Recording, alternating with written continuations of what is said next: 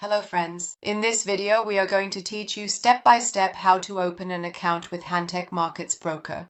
Once you enter the official website of Hantec Markets Broker, you can access the account opening page through the Open Account option. In the top tab you need to select the type of account you want. We select Personal Account and fill out the registration form. In this form, you need to enter your first name, last name, an email address that you haven't previously used to open an account with the broker, your country of residence, phone number, and a password for your account that includes numbers, symbols, uppercase and lowercase letters. Finally, click on the Start Application button. And if you would like to receive the latest news and promotions from the exchange at your email address, enable this option. After completing the form, click on the Start Application button and you will be taken to the main dashboard page of the Hantec Markets Broker.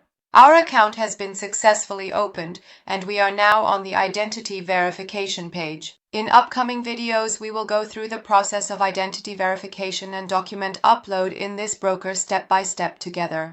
Wishing you success and profitable trades.